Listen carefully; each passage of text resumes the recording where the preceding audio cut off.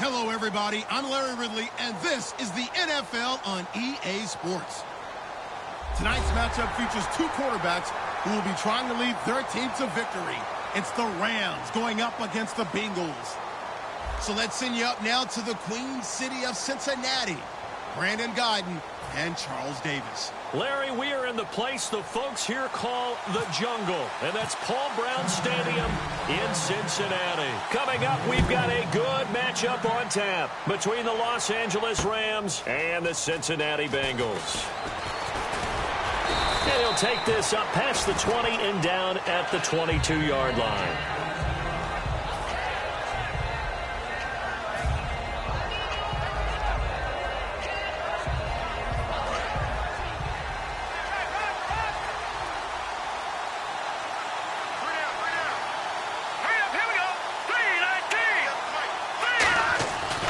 First down throw, gone. And incomplete to open things up. He was looking for the tight end, Lance Kendricks, there. And it's second down. The offense on your screen now, and Todd Gurley on your screen. That is the back of the present and the future. And what an amazing return for him from a knee injury his last year in college at the University of Georgia. Now, it's like it never happened. There's nothing he can't do on the football field. And if you're a defense, that's a long day trying to prepare for Todd Gurley. To the sideline, and oh, a nice catch there. Made sure the feet were inbounds, and they were. The defensive starters now for Cincinnati. Geno Atkins is an absolute force as a defensive tackle. Forces every offense that he plays against to alter their game plan. Now gone. He'll rifle this one deep right side. They've got his man complete. An excellent pickup of 34 yards. Well, we know he's got the speed there. He needed the speed and the hands. A great catch. And because of that speed, you have to respect it as a defender. So you have to either play off or make sure you're somehow in contact with him. And he's able to do exactly what you said. Use the speed to his advantage and go up and get the football. That's a big-time play right there. I'm still struggling to wrap my mind around the year Todd Gurley had with the Los Angeles Rams. I thought he was a lock for 1,000 yards. Didn't approach it, and never got over 100 yards in a single game all season. Yeah, and his rookie year, we know what he did. He was averaging 4.8 yards a carry as a rookie, 3.2 this year. How much of it was up front on the O-line? There was plenty of that, but he also has to increase his vision, and I think he may add a little bit more weight back on in order to break a few more tackles. Goff now to throw. And that is incomplete. He was looking to get it to Kenny Britt that time. And fourth down coming up. But there was no trace of nervousness there. He was able to diagnose that play from his linebacker position, stay in excellent coverage, and bat the ball away. So on fourth down, here's Johnny Hecker to punt it away. Back deep for the Bengals, Adam Jones.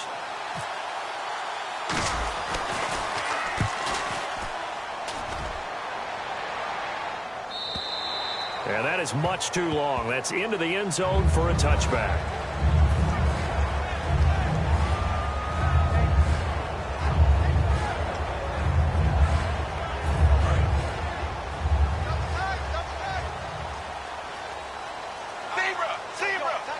Hill, the lone setback.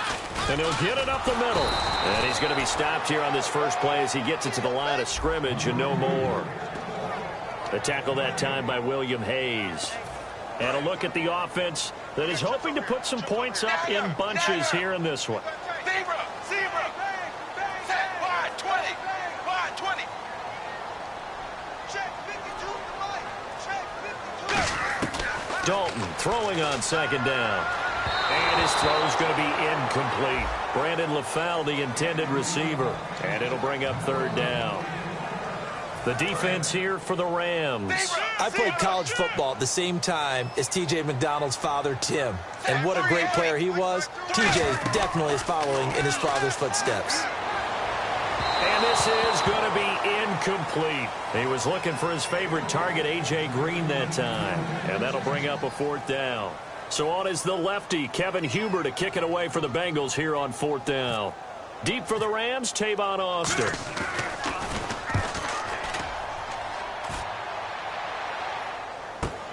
Fielded just inside the 30. A good return there, 17 yards. And the Rams are going off.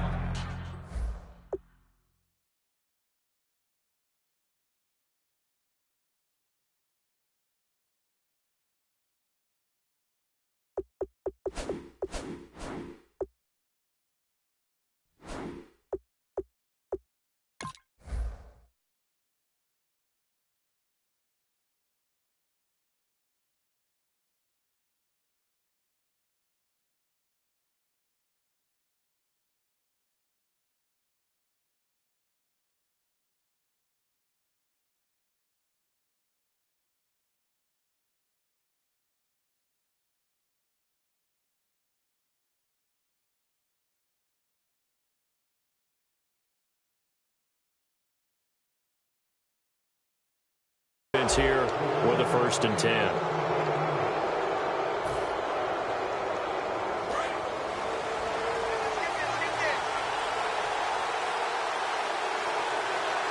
Here we go. Shift together here from the D-line. Now Goff on 1st down. And it pops free. The collision there jarred the ball loose and brings up 2nd down. We know it's not an easy job to go out and catch passes when people are trying to tackle you and knock the ball away. But the bottom line is, that's a pass he's got to have and a pass he should have caught. Now on 2nd down, this is Gurley. Able to get away. That's why you keep the legs churning. Call it no gain on the run there, and now they'll be looking at a 3rd down. Well, at least he was able to break that initial contact, or it could have been a loss. Yeah, give credit to the defensive player, though. What did he do? Made him slow down, slow up his feet, and allowed the rest of the guys to get there to finish him off. Gone. Hard throw, incomplete. But no second guessing the call here. It was 3rd and long, so throwing the football was probably the smart play to try and pick it up. But they don't get it, and now the defense goes off the field feeling pretty good about themselves, gaining some momentum as they force them into a likely punting situation. 46 on his first kick, this one in that neighborhood as well. And that'll hit in the end zone. Much too much leg there. That'll be a touchback. So now the Bengal offensive unit back out onto the field. And they'll certainly be trying to do better than that first drive where they went 3 and out. And sometimes the first drive is just simply to settle nerves. You know what it's like at the start of a game with the emotion. Guys are a little bit jumpy. You do. Oh, you understand the same way. Just like us calling one, right? Making sure we ease into the game, let it come to us. Well, you went 3 and out. That opportunity. No, you didn't go 3 and out. I went 3 and out on that first drive. I'll try to do better here. Coaches really don't care from what position they get this, but run after the catch ability, rack ability, is often the difference between winning and losing and changing field position. Now a first carry for Giovanni Bernard. And able to push his way forward here for a good little gain. 5 yards is the tally on 1st down. That brings up 2nd and 5. And that's exactly what you want on a 1st down run. Pick up 5 yards, bring up 2nd and 5. The defensive line, though, they've got to figure out a way to out-leverage the guys up front because the offensive line is winning at the point of attack. Brought in here by Tyler Eifert. And they're able to get this one past the 30 down to the 25. I think in a lot of ways Tyler Eifert is happy to wave bye-bye to 2016 because of the injury issues. Got hurt in the Pro Bowl, missed the first 6 games of the season, and then couldn't finish the year with another back injury. Yeah, and the one that hurt, that Pro Bowl injury, supposed to be such an award for the great year he had a season ago and just never really got things going this year, did he? Such a difficult matchup, especially in the red zone. Look for a big bounce back in 2017. Got a man, it's LaFell for the Bengal touchdown. Brandon LaFell, a 24-yard touchdown. And the Bengals are going to take the first quarter lead. And he's got it to make it 7-0 Bengals.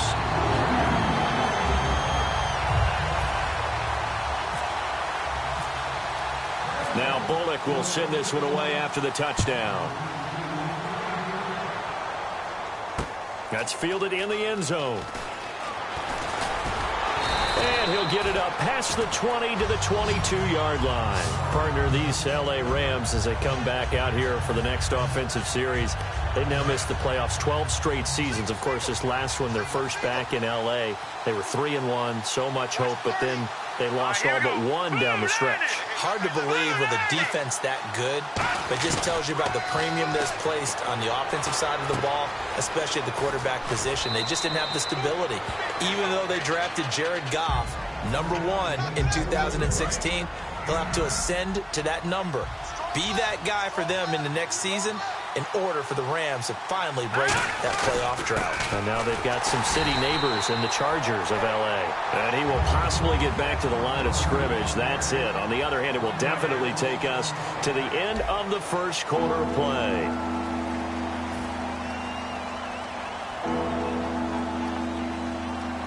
Two yards to go here on third down. They come out 5 wide, 3 of them to the right side. Goff completes it to Quick. And he's able to get the first before he's taken down at the 36. It'll go as a gain of 6 that time, and it moves the chains as well. That time they hit him out of the slot on the drag. And that route takes some fortitude from the guy running it because he knows he's going through the briar patch, as I like to call it, right? He's trying to work his way through all that traffic, and people want to put a little contact on it. Really well done. Well, you mind if we go off topic for a second? No, you know I like to do that randomly. AFC playoff contenders for this year that didn't make it last season. Who do you have that might get in? Well, I think Cincinnati's got to be considered there. Maybe they'd have an offseason that's calm, and they go into this season and try and get back to the playoffs where they've been perennials. How about Denver? Yeah. Remember last year they didn't have the quarterback to start. Trevor Siemian played pretty well overall, but maybe they can get solidified there and ride that strong defense right back into the playoffs. I'm going to give you a couple a little bit off the pace. Indianapolis cannot afford to squander Andrew Luck, one of the better young quarterbacks in the game. They've got to get back to the playoffs. And Buffalo, brand new head coach, brand new people running the ball club. Let's see if they can figure it out, because I think defensively they can be awfully strong. When I watched Jared Goff on tape at Cal, I saw a guy who wasn't just a dart thrower. You know, a lot of people said, he's perfect for the West Coast offense. I always thought he could do a little bit more, and that was the reason why. He can push it downfield. He has a good, strong arm. Goff now looking to throw. And this time not quite to the 30. He'll be down at the 31-yard line. Second and very short here, less than a yard. And the D-line pinching together must be expecting the run. They come out here in the eye. Now Goff will hand this one to Gurley. And he'll go down at the 28. 3 yards there, good enough to keep the drive moving. 2nd and 1, and people want to run the football. This is where every back in the league is supposed to do exactly what we just saw there. Pick up the first down. Goff on first down. And he's going to go down here, a sack. They push him back to the 34. Carlos Dansby coming in from that outside linebacker spot. He gets him down for a loss of 5.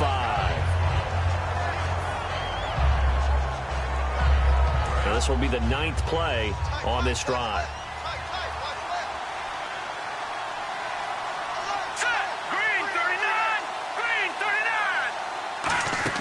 They go play action with Gurley. Now Goff.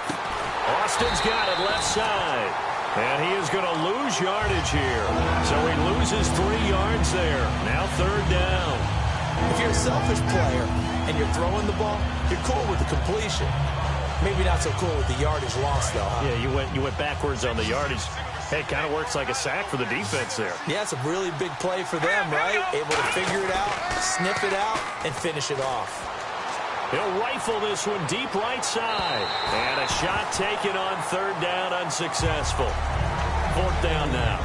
One thing I know from experience is that when the deep ball is thrown and you're the defender, you've got to fight that little bit of panic that emerges. You've got to play the ball really well. It's a 50-50 jump ball play. And guess what? They took a shot. How are you going to win it? And in this case, they managed to get it done. And this one is right down the middle. And they are on the board, but still trailing. It's 7-3. Well, their offense has struggled for sure, but they get the field goal here and at least get on the board before half. And that's not something we should underestimate, because just getting points on the board can sometimes have a settling effect on a team. Helps them start their comeback. And last year, that would have been a net gain of 5 on the return. This year, he stopped where he would have been if he had taken a knee, and that's at the 25. Cincinnati now ready to take the field. And that recipe on their last drive that resulted in a touchdown looked pretty good, so they'll be hoping to do that once more. And it takes me back to when we sat with the offensive coordinator and the head coach. They felt pretty good about their game plan and thought there were some holes in the defense, and they exploited them the last time out. Let's see if they can come back and put together a similar drive. And we'll see if they can do just that. 2 minutes to play here in the first half. We'll come back to Cincinnati after this. Zebra!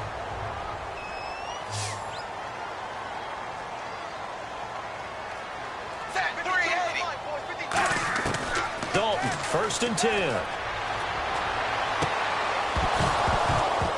And his throw's going to be incomplete. CD, wanted to get your thoughts just on the landscape of the offseason for each of these teams. Super Bowl in the rearview mirror, but so much going on.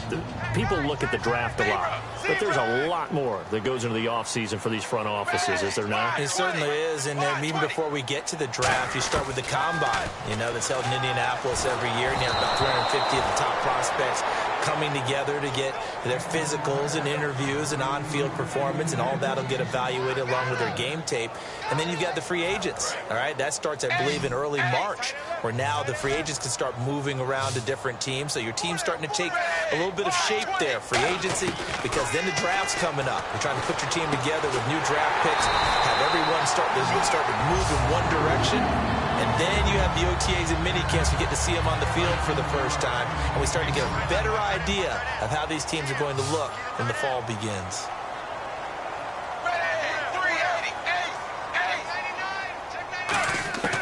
1st and 10 for Dalton. Green's got it over the middle.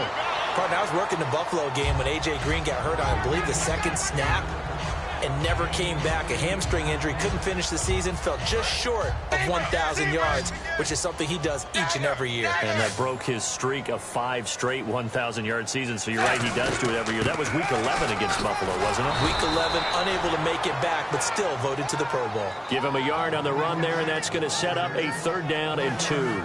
Partner, we know today's NFL is really built around the guy throwing the football. But these short runs, they still pay dividends because they can take their toll on a defense, and they can add up as the game goes along. You control the clock, you control the ball, and that way you often control the game. He loses 5 full yards to bring up 4. Now the Bengals will settle for 3 as the field goal unit comes on here.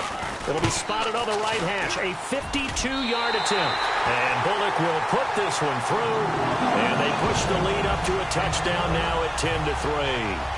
A little bit of a lower trajectory there on the deep kick, and it worked. Had to do it because he had to drive it out low because of the length of the kick. Able to do that, got it above the defense and over the post. And the decision to come out is going to cost him 5 yards with a new rule as he's taken down right at the 20-yard line. And now out on the field, here comes Los Angeles. And what do you think goes on here in this situation? If you got the football, you're trailing, you're back in your own territory with just a little time. Do you try something? You're thinking about jump-starting your team, right? You just mentioned it. Now whistles come in. We're going to get a timeout here by the offense. It's just their first, so they'll have 2 remaining here before we get to halftime. The one running back is Gurley. Back to throw, Goff. And his throw is incomplete. That incompletion, Charles, gives me a chance to put you on the clock real quick. NFC teams last year that did not make the playoffs that might make a push this coming year. Well, 3 that come to mind right away that we thought were going to be in 2016. Minnesota, remember the start they got off to before that didn't work out so well for them. Arizona, we thought they were a lock to be in the playoffs. In fact, many of us called them Super Bowl contenders. And Carolina, the defending NFC champs going into last season, they didn't make it. So I think that all 3 could return to former glory. I'm going to give you one way off the pace here. You ready? Let's go. The Los Angeles Rams. Ooh. They get the young quarterback going, and that defense continues to live up to expectations. They can make a real strong push in the West. They've got the D. You're right. They just need the O. And he takes a shot on the release as this will be incomplete. Well, they've had a pretty frustrating first half here offensively, and then just continued there with that incompletion. And definitely frustrating for them, but heartening for the other guys. Those stop troops, they're enjoying things right now because they've made it very difficult for them throughout the half. He's been a busy man here in this first half as he gets it away. And this one hits at the one, continues on into the end zone for a touchback. Cincinnati now ready to take the field. And the ball backed way up, so thinking with this amount of time on the clock, probably just sit on it, and we'll see these two teams go to the lockers. Yeah, I don't think you want to overthink it in this situation. Either side of the ball. Just go ahead and finish up the half and get on out and talk about it. And he's going to be out of bounds at the 39. They'll get 19 yards there. And it's good enough for a Cincinnati first down. When you run a screen pass really well, you got to like the look of it because so many parts come together to make it work well. The offensive linemen where they're faking people out, the back slipping out there, catching the football, then all of them going together as one unit down. Now hold everything here. We're going to get a timeout by the offense. It's just their first, so they'll have 2 remaining here before we get to halftime.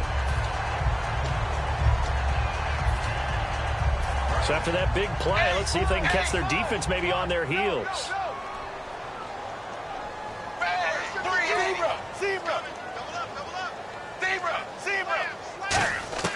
Now Dalton with a 1st and 10. Green with a catch left side. Now whistles come in. We're going to get a timeout here by the offense. So that means they're down to 1 remaining here as we head toward halftime.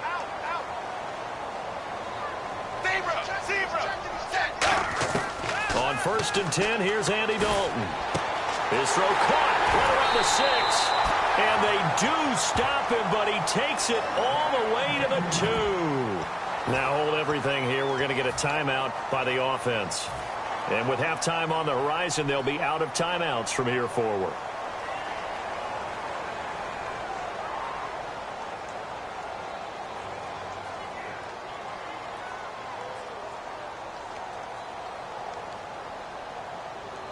Field goal unit not out there. They want 6 before halftime.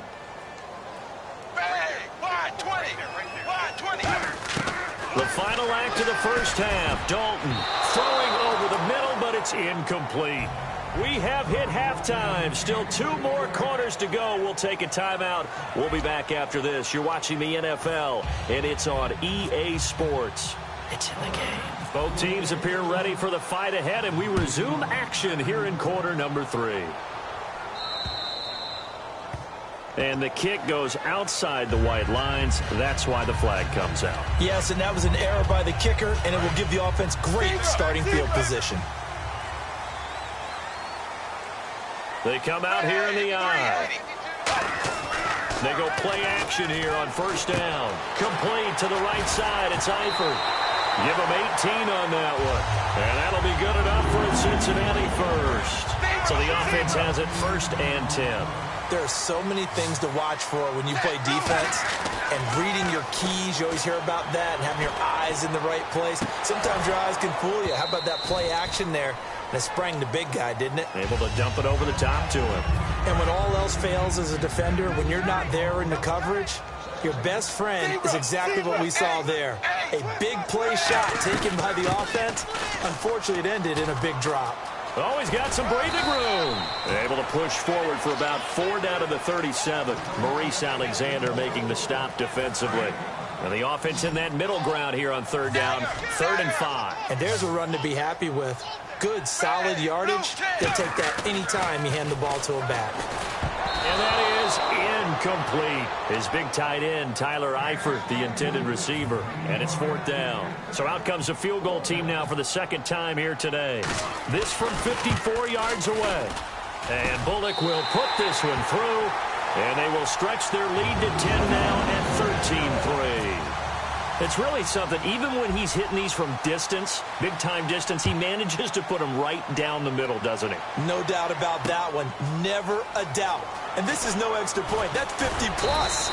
And that's the definition of splitting the uprights. A look at the offense now here, coming back out on the road for their first possession of the second half. They're down in this game. A chance for the offense, though, to put something on the board, get some momentum here in half two.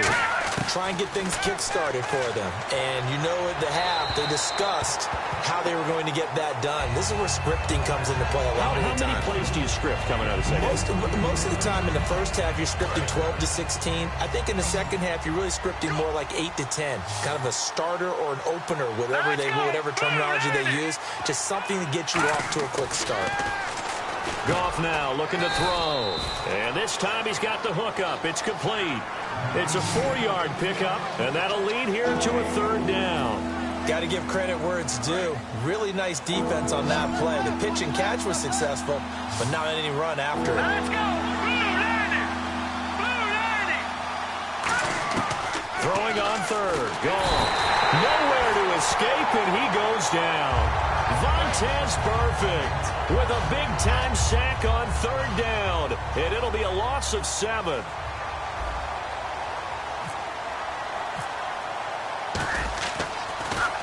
He gets this one away, and boy, it's another boomer.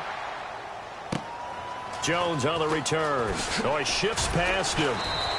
A big kick there. We'll call it 56 yards on the punt. And the Bengals take possession. Now the Cincinnati offense ready to see what they can do here. And fortunate to get points on the board last time. They had to hit a really long field goal to do so. The kickers in today's game are so good and so skilled and hit from distances that we almost start to take them for granted, and we can't do that. That's a long field goal that they got 3 points out of. They've got to feel good about that, and they better make sure they love him up because he's helped them out. Yeah, now we'll see if that offense can put 6 on the board here. We'll see. And this will be incomplete. Tyler Boyd, the former Pitt Panther, was the target, and it's third down. It's a tried-and-true formula, and I don't think it'll change for as long as we play football. If someone's trying to throw the ball and you can put pressure on them and make it tough, that's only going to help your defense. Yeah, he's since being hurried. He got rid of it before taking the hit, but incomplete. He's got his man here. It's Green. 15 yards through the air and a first down. AD to AJ. And it's been like that throughout this game. And I think it's a huge reason why they are in the lead. I like that. AD to AJ. Now he's hit, and Dalton lost the football. And his guys are going to take over at the 39-yard line. And now out on the field, here comes Los Angeles. And on the last go-around, they really couldn't get anything going.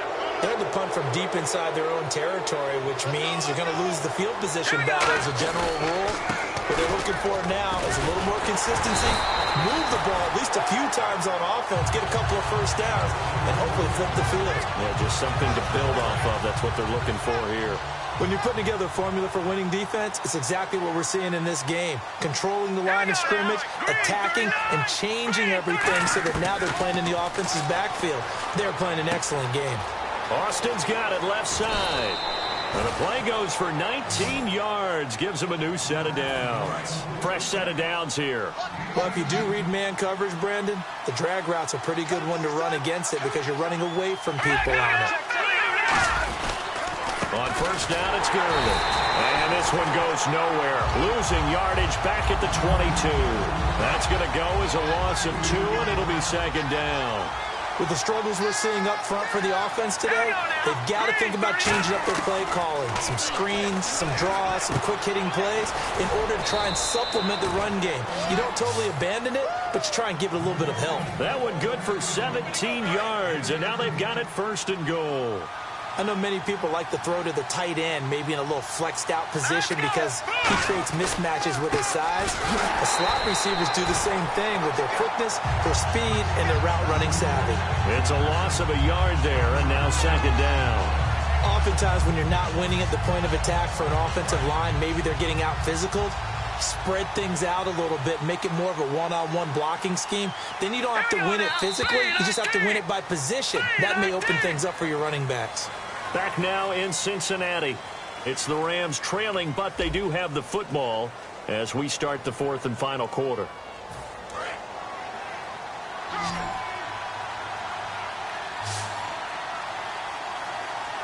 Here we go now. To throw on on second down is gone. And this is caught. He's got it. Touchdown, L.A. Lance Kendricks from 6 yards away. And the Rams are able to get back within a touchdown. Sometimes those tight ends are a mismatch. They found the mismatch there. And that's exactly why you want to draw up those types of plays, because coverage is just going to go to the natural guys, the guys that make the big plays on the outside. But if you work your tight end into it, that's a tough one for a defense to handle. Tough. They couldn't handle it. It worked out for 6. This is taken about 7 yards deep. And he'll be brought down at the 23, make it the 24-yard line. The Bengal offense now gets set to head back out onto the field. And they had the fumble last time that led to a touchdown. That's a no-no. We'll see what they do here this go-around. A big no-no. Put that in capital letters. Turning it over, the other team takes it down and scores. That can be a deflator for a football team. Now it's up to the offense to get back out on the field and pick things up. Now, they're out there. We'll see if they can pick those things back up. They come out here in the eye. Here's Dalton. And this is incomplete. I wouldn't be shocked at all right now if there's a look of surprise on the big fella's face, because he had the route that he wanted, running the corner, and usually he's able to use his body and catch the football, but a really nice play by the defenders, able to knock it away.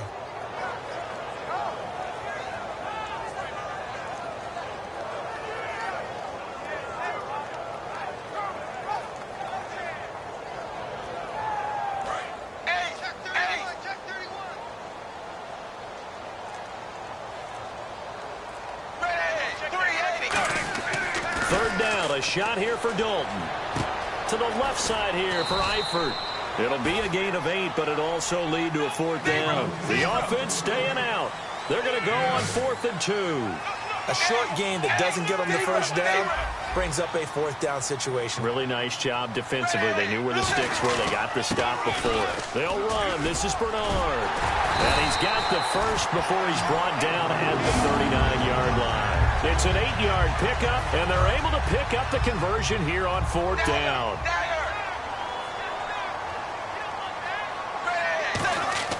First and 10 for Dalton. Open man is Uzama. And he'll get up near the 45. They'll spot it at the 44. Call it a gain of 5. And it's a 2nd down. Completed pass play. Now let's see if they go back to the air or to the ground.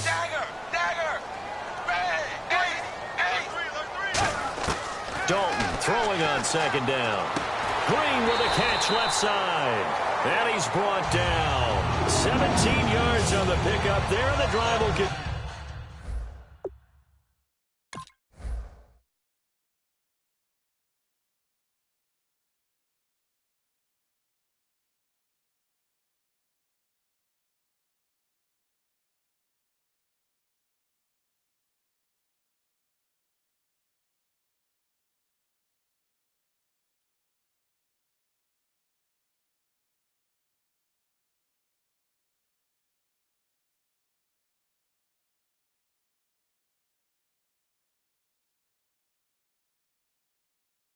Continue.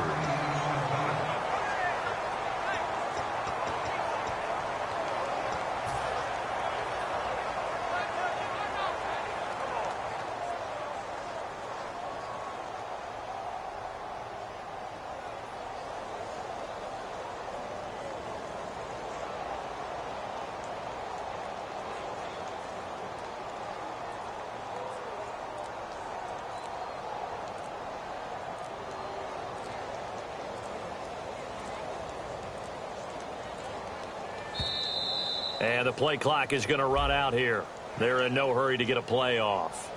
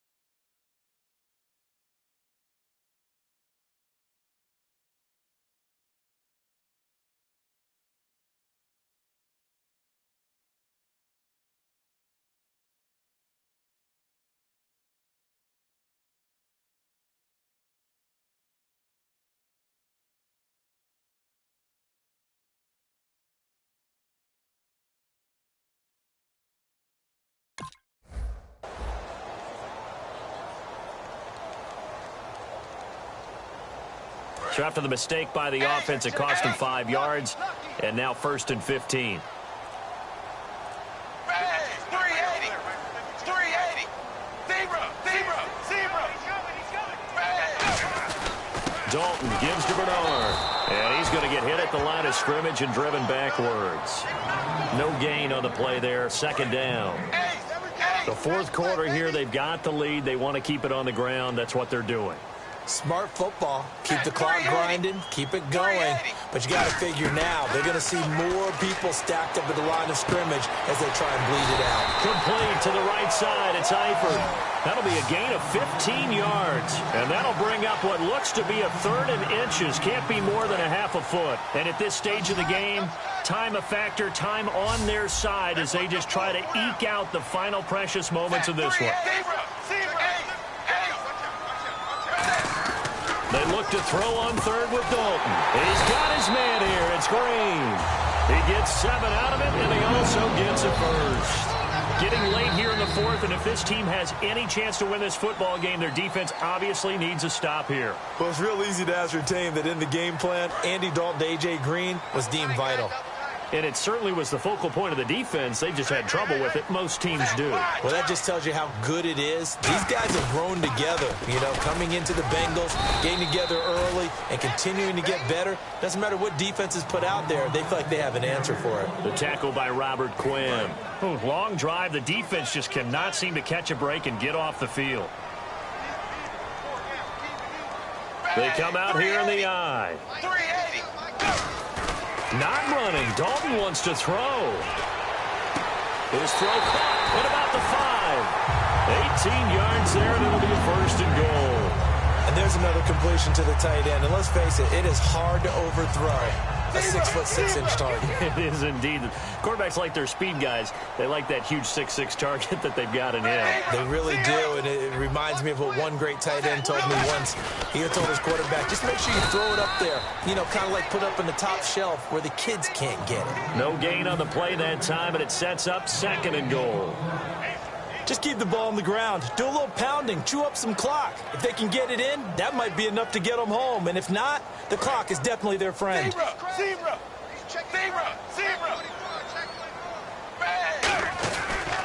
They'll run here with Bernard. And he's maybe going to get this back to the 4, but that's about all. And now the Rams are going to halt things as they want a timeout. It's just their first. They've got 2 more to use here in the final stages. Line of scrimmage at the 4. Here's 3rd and goal. Wide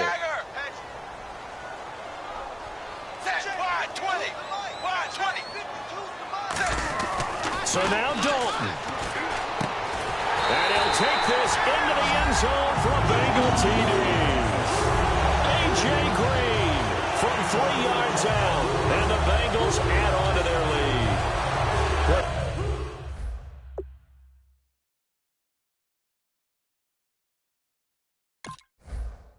It'd be real easy to say that they are firmly in control right now, but I'm looking at your face and I'm thinking I've got to be careful with that. Well, it's a 2-score game. You're inside of 2 minutes. I think you can breathe relatively easily now. Yeah, you can, but still, you got to stay vigilant. Can't give up anything cheap and easy. That could put you in some jeopardy.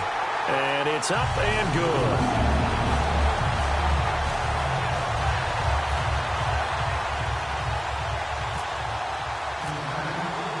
Now Bullock will send this one away after the touchdown. That'll be taken in the end zone. And he'll take it back to about the 19-yard line. And the Rams now coming out on the field. They might be thinking this is close to a lost cause here. Got to play it out. What do they need to do? Well, they have a thought process in mind already, but they can't get ahead of themselves. They know that they need to score quickly. 2-score game. Onside kick and get the ball back and then score again, but they can't worry about the last 2 points. The only thing that matters. Now whistles come in. We're going to get a timeout here by the offense.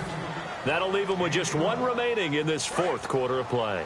Well, not the position they want to be in. Still a very, very small chance here, but they almost need a miracle. Agreed. That means they've got to get it to the sidelines, get out of bounds, and preserve clock. He's going to let it fly. And that one falls incomplete. Looked like he might have had position there, but he couldn't hold on, and it's 2nd down. every offensive coordinator, every play caller sheet, they have about 5 or 6 plays per game that they call shot plays or big plays, and you don't get many opportunities to dial them up, and they just did, and they drop it with a great chance to make a big play. That's going to hurt. It's a pickup of 16 there, and it'll lead to a new set of downs. It's always interesting to watch a player fight his own instincts, because when you're a ball carrier, you're taught to fight for every inch, every yard. But in this situation, the smart play was to get out of bounds, and that's exactly what he did. Brian Quick, the intended target, and now it's second down. It's always tough for the guys throwing the football when they think they've got a completion and the ball's almost there, and then someone sneaks a hand or two in and bats it away. Possible run anticipation. Here's the D-line sandwiches together. Now a desperation throw deep downfield. And this is intercepted, and that should do it. A great read, and it's picked off. And he'll go down inside the 15 at his own 13-yard line. The Bengals getting set to go. Only one timeout defensively, so this should just be a simple kneel down. I agree totally. I looked at my time management chart. It says take a knee, victory formation. They just have one time. And play is stopped here. Timeout. It's the defense calling the timeout here. It'll be their third and final timeout, so as they talk things over, we'll step aside.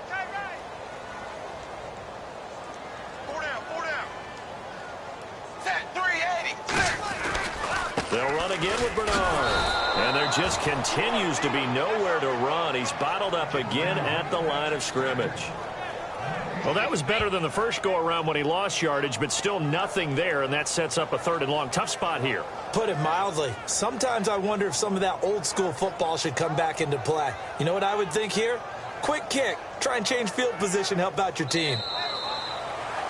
And, Charles, I think when the schedule comes out, all teams, no matter where they're predicted to finish, talk about protecting your home turf. They were able to do that here in this one. Similar to a tennis match, right? Not letting them break your serve. That way you hold on to it. They got it done, and they feel very good about that victory.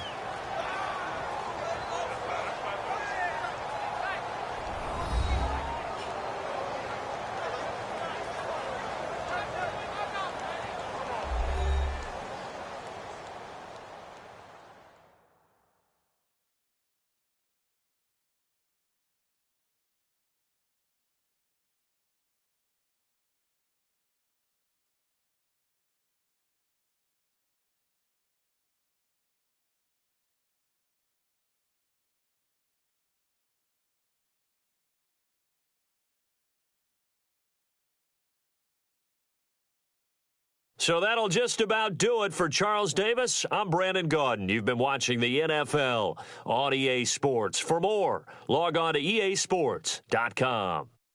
It's a win for the Bengals as we say so long from Cincinnati.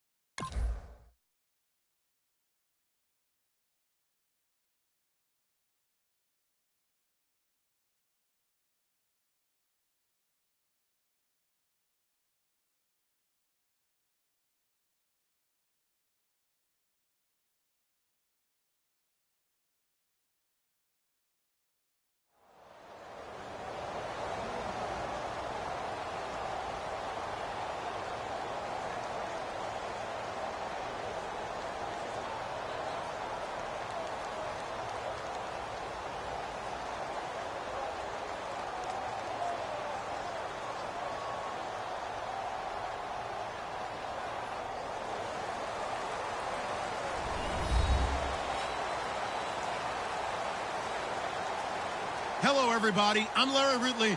You're tuned in to the NFL on EA Sports. Two teams will need their quarterbacks to step up and lead their offenses on the gridiron today. It's the Buccaneers going up against the Buccaneers. With that, let's get out to Raymond James Stadium. Brandon Godden and Charles Davis. All right, Larry, we are at a site that's played host to 2 Super Bowls, and that's Raymond James Stadium in Tampa. Coming up, we've got what can only be described as a mirror image matchup between the Tampa Bay Buccaneers and themselves.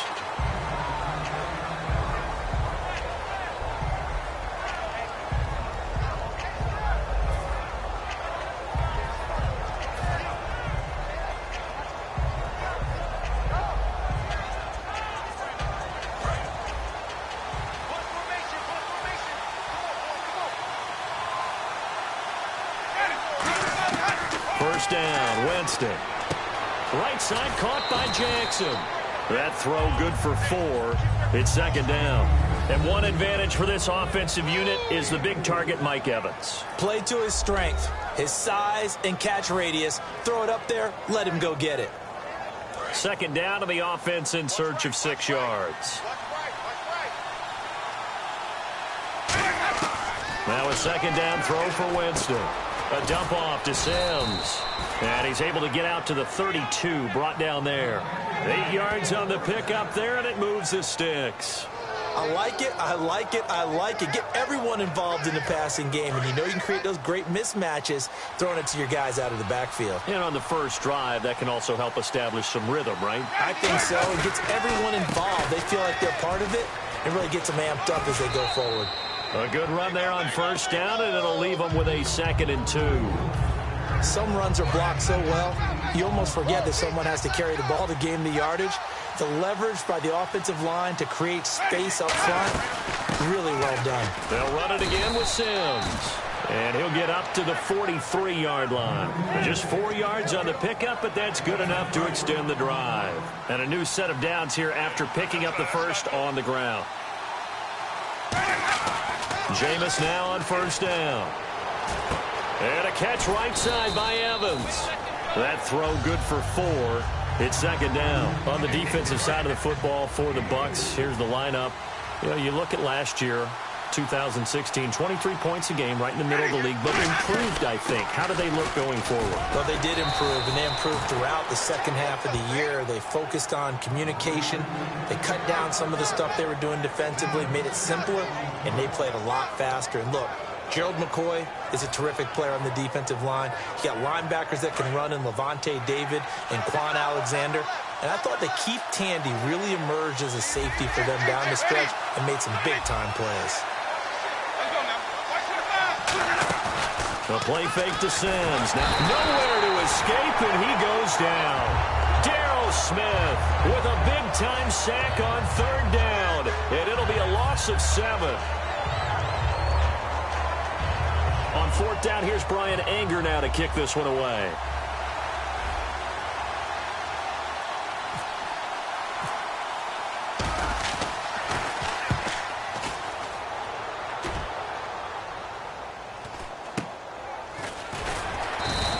That'll go as a punt of 32 yards. And the Bucs will get ready to go on offense.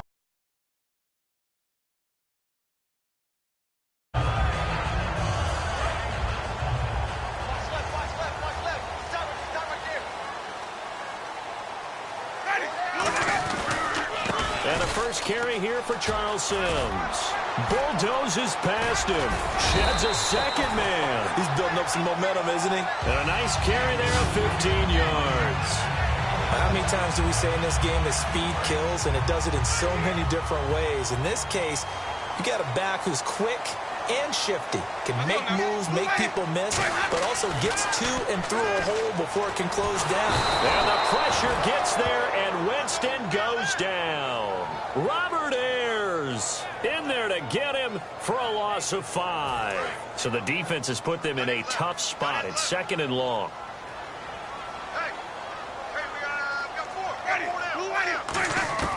Now Jameis on second down. And this one caught by Cameron Brate. The Red Sea parts, and there he goes. Touchdown, Tampa Bay. Cameron Brate, 68 yards. And the Bucs have taken a first-quarter lead. When they drew that up, I don't think they envisioned it ending in a house call, but he got it and took it all the way home. Really impressive run after the catch, wasn't it? That was really special by him.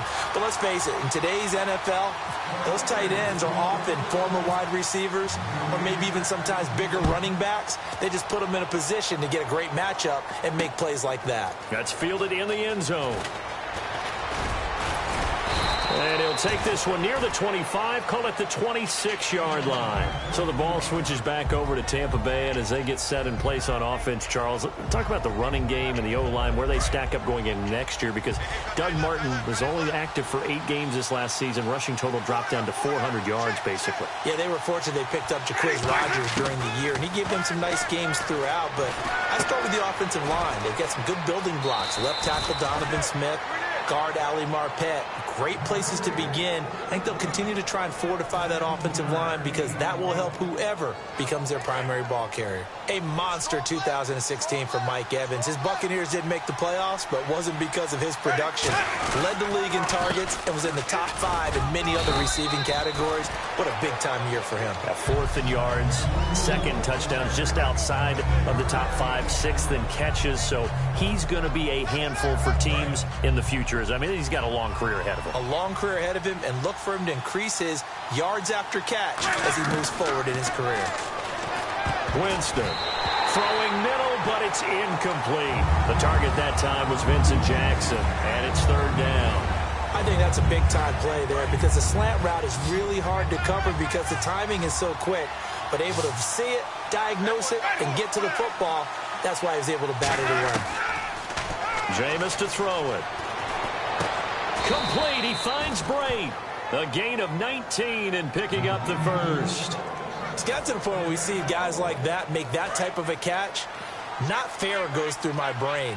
That size, that speed, and now they're acting like wide receivers too. Yeah, tight end one-handed catches. They're kind of like wide receiver one-handed catches nowadays. Just not right. And brought down, but not before they're inside the 25. All right, it's football 101 to know that the quarterback controls just about everything on offense, but a lot of times what gets missed is that the center controls line play. He has to communicate to the guards and the tackles what type of front they're facing, how they're going to block it, and what adjustments need to be made sometimes on the fly as a defense will shift. Give the center a lot of credit because, for the most part, he's got big defensive linemen over his face all game long that he's got to try and block and protect his quarterback and create space for his runner. In this case, he did a really nice job of communicating and executing. It'll be a gain of 4, and it'll be 2nd down. And now inside the red zone, the offense will operate. They'll run it now out of the gun. And just a couple yards there down to the 17. I do know from experience that when you slow down someone's running game, you're now doing the dictating on defense. And guess what? Now you're getting ready to tee off on their quarterback because they have to throw it all the time. But you still have to be alert for the draws and other plays of that nature to make sure you don't get hurt. Well, this is caught by Jackson. It's a good gain of 11, sets him up 1st and goal. And fit's the exact right word. Over the middle, there's almost always traffic, so anytime you're a receiver in that area, you're not just focused on catching the football. You're wondering where the collision's going to come from, right? Because there's almost always someone there able to concentrate, catch it, and even added a little extra at the end with a short run. So a loss of 5, and it'll be 2nd down. Well, there they went blitz defensively, Charles, and things were paved well coming from the linebacker position. I love the way that you described it, paved well. Oftentimes, the guy who gets home on the blitz, he's going to get all the credit. But his teammates did all the dirty work, right? They ran into people on purpose. They sometimes tugged on jerseys to hold linemen to create space and gaps. And that play finished off really, really well. Well conceived, well designed, and even better executed.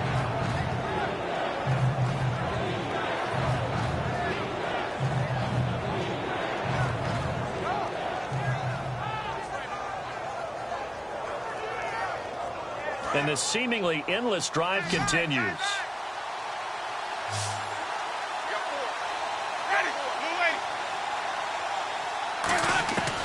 3rd and goal. Winston. And he'll be hit as he releases it, and that'll fall incomplete. I know ultimately that feels like a good defensive play, but I know it's really not. They had a chance to keep points off the board. Now they have a chance to kick a field goal by missing that shot. Yeah, especially at this spot in the field. He's got to be upset he couldn't come up with that INT. And, Charles, they get the field goal. Took him a dozen plays, though. Work with me on this one. You know what I'm about to say, right? Bend but don't break. That's what came into play here for the defense. 12 plays were run at them. They only gave up 3 points. In a lot of ways, that's a win for the defense. And he'll get across the 20 before he's brought down at about the 23-yard line. Now the Buccaneers offense gets ready to head back onto the field. And they were able to punch it in the end zone last time. They'll be looking to do that again here for the defense. Obviously, they'll be looking to stop them from punching it back in the end zone. It always is punch-counter-punch, isn't it? And which team has the advantage? Well, let's just go back. Last time on offense, they rolled downfield, got into a good rhythm. You can see a little more bounce in and out of the huddle. You can see the sideline really get into the game. So defensively, you're thinking to yourself, how do we take that away from them? How do we get the advantage back? Let's see what they come up with. I think pressure is always the first way to go. You love pressure. I love it. We'll see if they dial it up this drive. Mike Evans, the one he was looking for. Third down here. So incomplete on second down. Now they'll look to convert here on third.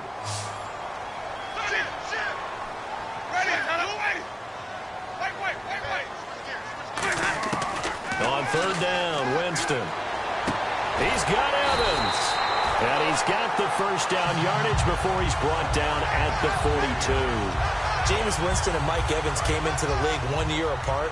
They're going to continue to grow together. How about their first connection in this game? Yeah, in the first 2 seasons for Mike Evans, both over 1,000 yards. What a way to start an NFL career. And able to work about 5 yards out of this as he's taken down up near the 47.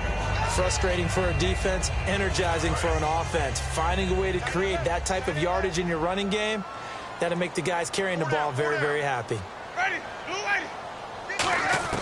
Now a second down throw for Winston. Bringing it in, Jackson left side. At 5 yards on the play there, as the drive will continue. I think that's a big pickup for a first down because when you run a drag route against zone, you're sometimes asking for trouble because you might run into a defender. Yeah, well, there they ran into a first down. Executed it to perfection. And the offense lining up 1st and 10.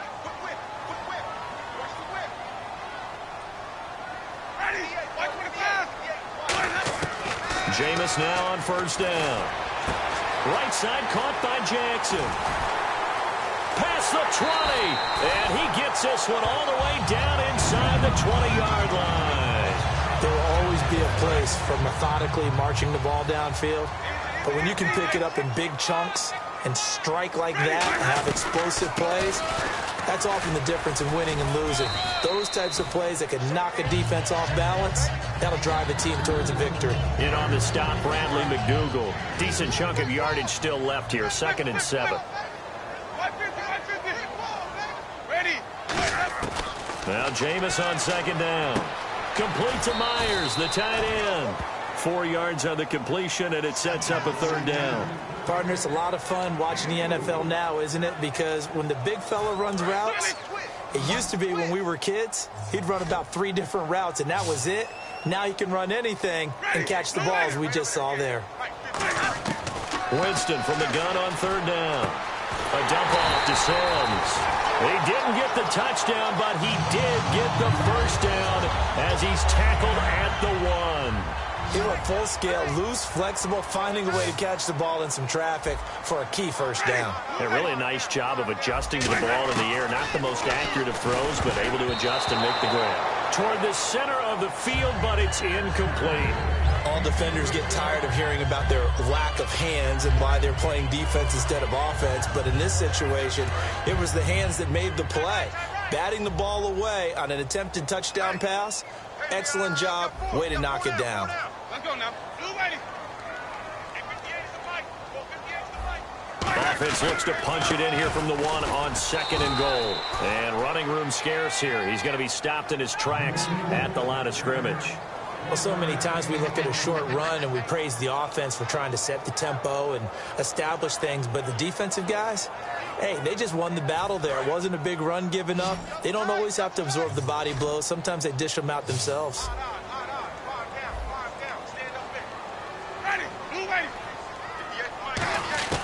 Third and goal, Winston. And this is going to be incomplete.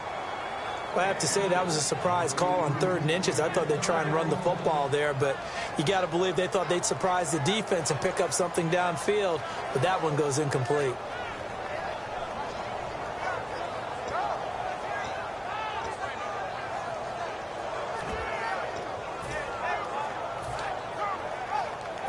So on 4th down, here's the Buccaneer place kicker, Roberto Aguayo now.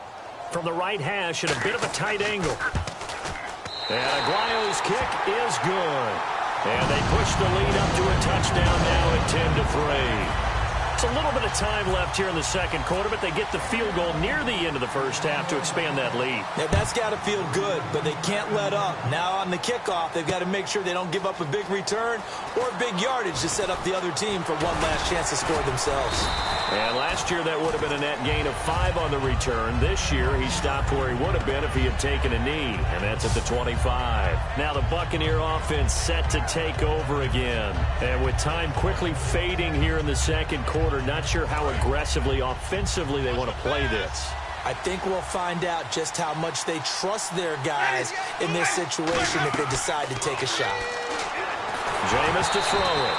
A hit as he throws there, incomplete. When defenses get to the quarterback that quickly, a lot of times it's called a jailbreak. It wasn't quite that fast, but fast enough that he had no time to look downfield and set himself to throw the ball. And as he tried to do that, he was hit, and it forced an incompletion. They'll run it now out of the gun. Now hold everything here. We're going to get a timeout by the offense. It's just their first, so they'll have 2 remaining here before we get to halftime.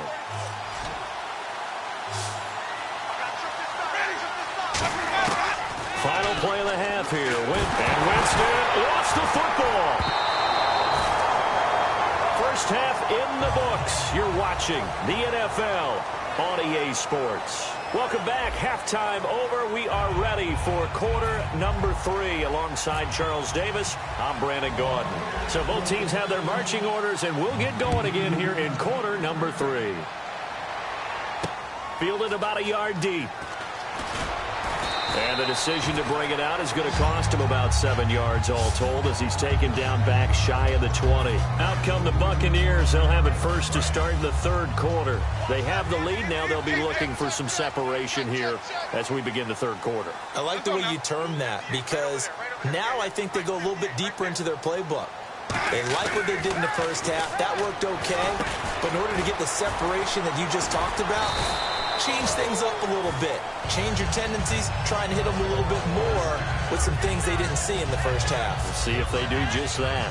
Good throw, good catch, but I really like the route. The drag and being able to run away from defenders. Hard to stick with them for that long. Yeah, better against man than zone, or better against man because now you're running away from someone and you're not running into a defensive player in another zone. Winston. And Brake, the tight end's got it. Give him a couple on the catch. It's 2nd and 8. I know sometimes we can get fooled when we watch him make catches as we just saw him do there because he really looks like a wide receiver the way he goes about his business. Yeah, 230, 240 range. Yeah, not super huge. Maybe not counted on to be that inline point of attack block. And the pressure gets there, and Winston goes down. Robert Ayers in there to get him his 2nd sack now of the afternoon. And the offense now will try to regroup after the sack on 2nd down. And the Bucs with an extra defender in the secondary now on 3rd down. 3rd and long for Winston. Oh, the ball comes out on the hit, but they'll say it's incomplete. The tight end, Cameron Brate, was the target. And now it's 4th down. Here's Brian Anger now as he's on to punt for the first time this afternoon.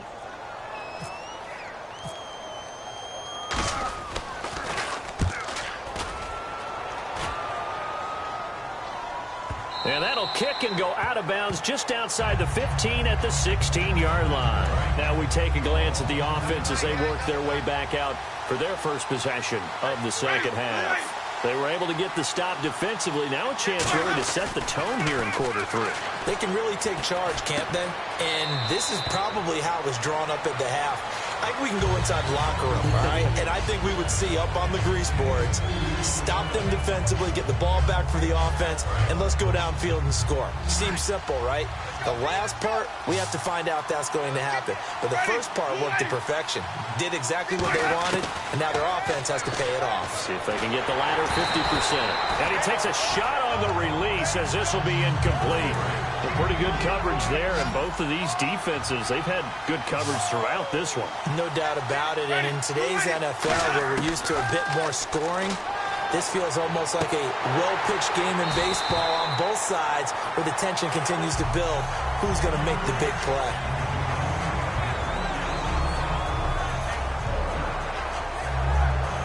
So here we go. The offense is going to stay out there. They're going for it on 4th and 8. One receiver to the left is Evans.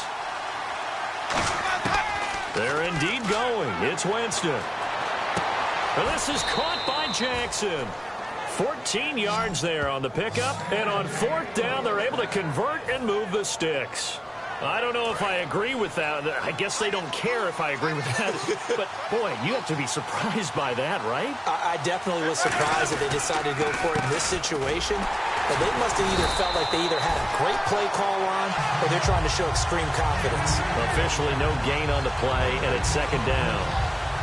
A little educational piece. I know a lot of people here, 3-4, 4-3, etc. Take us through the 4-3, Charles. Okay, 4-3. 4 down defensive linemen, usually 2 defensive tackles, 2 defensive ends. Behind them, the 3. Those are the linebackers. The middle linebacker, often known as the Mike, with 2 outside linebackers, the Sam and the Will. There's your 4-3. Sam on the strong side, Will on the weak side. All right, I'm going to show my age here a little bit. We used to talk about running backs catching the ball as safety valves. Nowadays, they're a big part of the passing offense. Quit acting like you're so old. You're only 65. 2 yards is all they'll get on the completion. It's 4th down. They didn't get the first down, but I have to say I do like the call. I like what they were trying to do. Try and hit your receiver on the run and see if he can pick it up. Keep it on his feet, get a little rack yardage. Yeah, but a nice job defensively to get to him and keep him short of the first. Well, the offense is not leaving the field. They're going to stay out and go for it on 4th and 3. On 4th down, they do snap it to Winston. Bringing it in, Jackson left side. And he's taken down at the 43, but not before picking up the first. We always hear about guys wanting to make plays that quiet a crowd. Yeah. After that one. Here in the 3rd quarter, they were hoping to get the stop, get the football back. Not the case. What a completion on a 4th down play. Winston. And a catch right side by Evans. Give him a couple on the catch. It's 2nd and 8.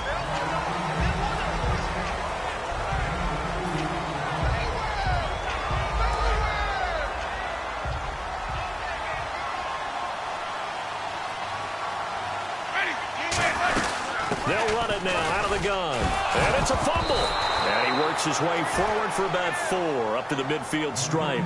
All I can say about this play is that someone's living right. I mean, he's trying to gain yardage, trying to get upfield. Ball comes free. What's that panic that we've talked about oftentimes that you feel when you lose the ball? You can sense it. Oh, you can sense it. And somehow he got to it and was able to recover it for his squad. Complete. He finds Bray. And he will have a first down here at about the 40. A nice pick up there, 10 yards, and it'll move the sticks. And there's a completion to the tight end. And look at the size of these players nowadays. At that spot, 6'4", 6'5", and up. A lot of guys used to be basketball players, somehow came back to football. That's really good for the game of football. You get better athleticism, great hand-eye coordination, guys who know how to control their bodies when they run their routes. And a really long drive here, and it goes on and on. Shift together here from the D-line. Back now in Tampa. It's Buccaneer football, but they've got work to do. They find themselves behind here to start the 4th quarter.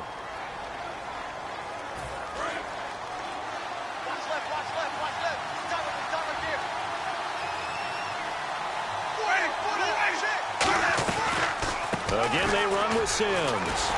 And this one also slow in developing as he's maybe getting back here to the line of scrimmage, but not much more than that. So they go out of the gun, try to delay it on the draw, but nothing there. Yeah, good play by the defense there. They sniffed it out and made sure there were no gaps for him to run. If you're the offense, though, you have to think to yourself, maybe I go play action down the road. On third down, Winston. Right side caught by Jackson. They call it a gain of 19, and it moves the chains. He's such a good route runner. Shows it there on third down. Very proficient and a good pass. And you know what I've observed over the years in the NFL?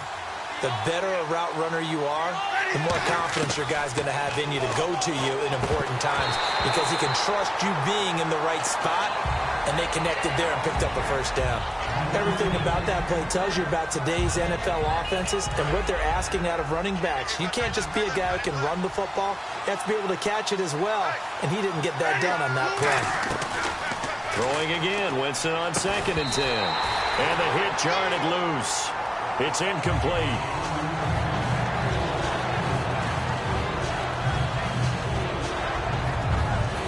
Just play after play after play on this long drive for the offense. So here we go now. An extra defensive back in there on 3rd and 10.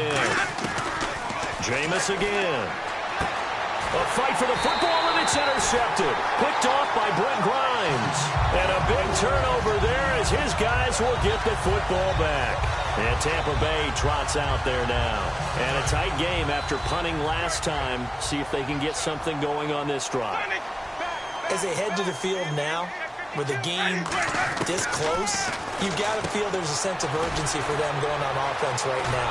And no forward progress here. This is going to be a safety. So they dump off the pass, get the completion, but couldn't get out of the end zone, partner. You don't see that very often either, Brandon. A team backed up, trying to complete a pass, but to complete one that's so close to their own end zone that it turns into a safety, that's rare. This is taken around the 12. Here comes the Tampa Bay offense now heading back out onto the field. Looked like they had something going last drive. Then the interception happened. Will they recover? The memory they need to keep with them is that they did have something going. They were moving the ball on offense, had a nice sequence going. Don't worry about the other part. You can't get that back. Let's go back to what you were doing well before. I thought you were going to say they need to have no memory, but remember the good part, forget the bad. I like that even better. That looked like a pretty good route combination there because you've got to find a way to clear the guy running the drag, because when you do, you just put the ball on him and then let him run. Yeah, he's got some space. And break, the tight end's got it. And he's brought down. Give him 16 on the pickup, and it'll give the Bucs a first down. And he's the epitome of what we call the move tight end, a guy that you can line up anywhere, in the slot, out wide, in tight, doesn't really matter because he has such great skills. You want to utilize him in all aspects of your passing offense. And there he was in the slot for the catch. 2nd down, 8.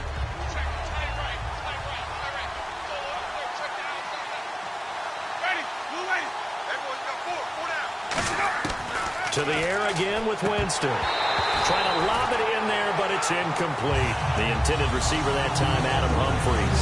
And it's 3rd down. So 3rd down, they need to get to the 28 for a first. They'll throw again. Winston. And this is caught by Jackson. And he's able to pick up the first down here before he goes down at the 26. So he makes the grab and the chains move forward. Nice job by the offensive line giving them time to complete that first down pass. They'll put 2 receivers left, 2 to the right. Jameis now on first down. Over the middle to Evans. A good pickup there. 8 yards on the first down completion. That was a nicely run slant route, and what the receiver's trying to do is make the defender think he's going upfield for a deeper route and then breaks it off, usually after about 3 to 4 steps, and cuts towards the middle of the field. And now what he's trying to do is use his body to keep the defender away from the football and get the quarterback a really nice target. Tough day, tough sledding right there, and it's been that way the entire game. Not a whole lot of room to ramble for him. Yeah, you're right. It's been that way all afternoon. Didn't get a whole lot better there. First down. Oh, no, he lost the football. And it's picked up by the Buccaneers. And his guys are going to get the football at the 23-yard line. And Tampa Bay trots out there now. And last time they surrendered the safety, we know they don't want to do that again. That is just one of those oddities in scoring that we get, and it's just so strange to see that go up on the board, and then you got to make sure that that doesn't happen to your team again. And now the Bucs deciding to take a timeout defensively. It's just their first. They'll be down to 2 remaining as we step aside here in the fourth quarter. Second down, Winston. Right side caught by Jackson. And they're able to get this one across the 35. Time for a break. We'll come back for the electrifying conclusion after this.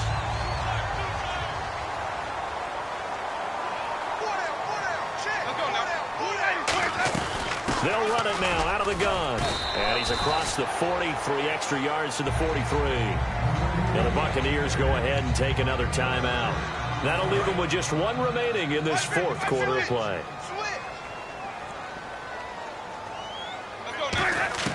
They're looking to throw this. Winston out to the flat. That's complete to his running back.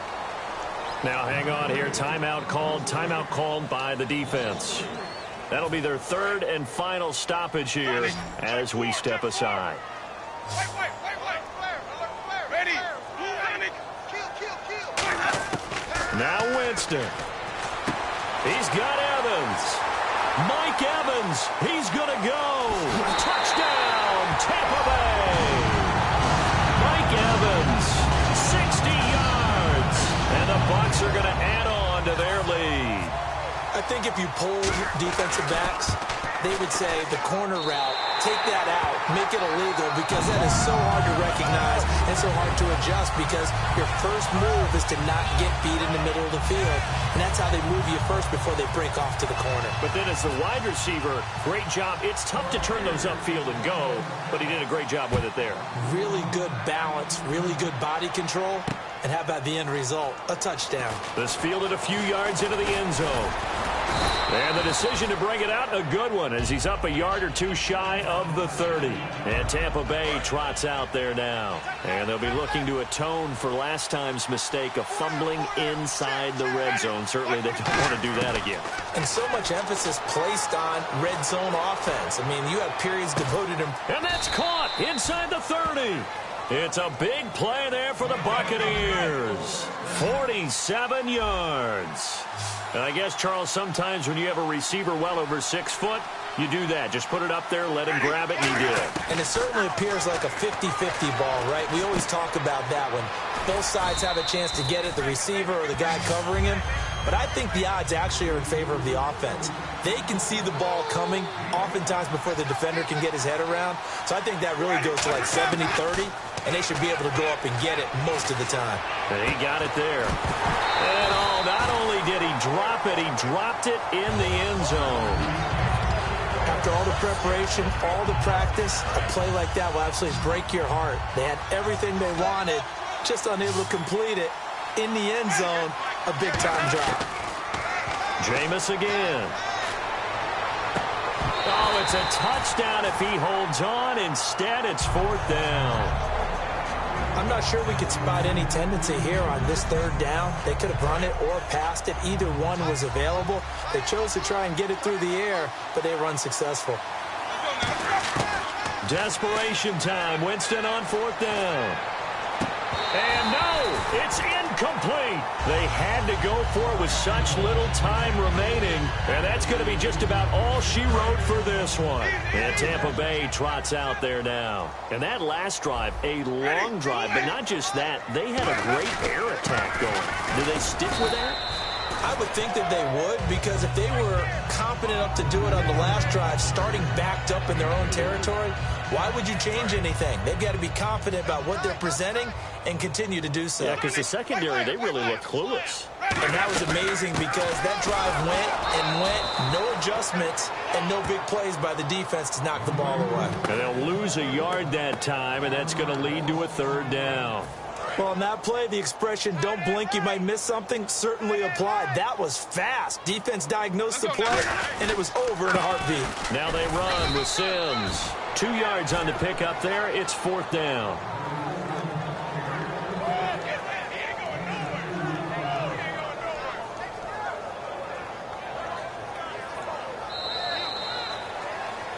And, Charles, I think when the schedule comes out, all teams, no matter where they're predicted to finish, talk about protecting your home turf. They were able to do that here in this one. Similar to a tennis match, right? Not letting them break your serve. That way you hold on to it. They got it done, and they feel very good about that victory.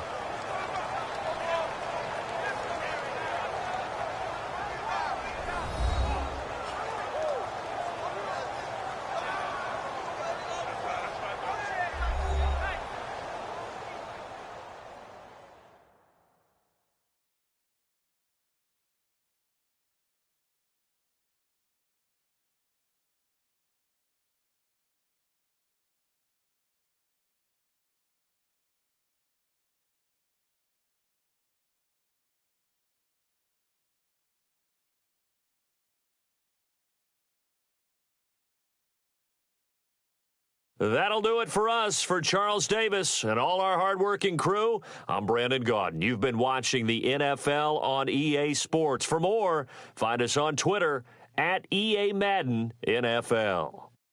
The Bucs are winners here as we say so long from Tampa.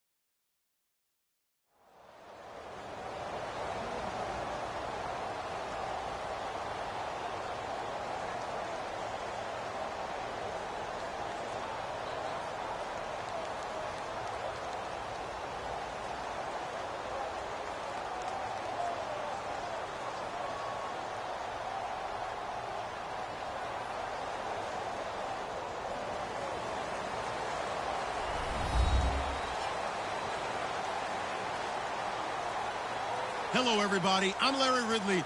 Welcome to the NFL on EA Sports. As we head towards kickoff, two quarterbacks will be on the field today trying to push their team to victory. It's Smith's Chiefs going up against Roethlisberger's Steelers. So with that, let's get up to Heinz Field in Pittsburgh. On the call, here are Brandon Godden and Charles Davis.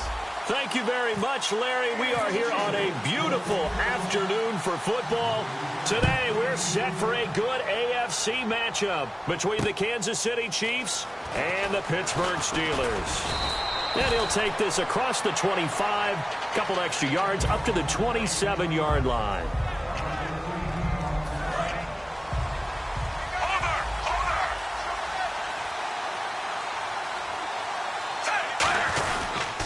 Here we go with Jamal Charles. And he's going to lose yards. They take him down.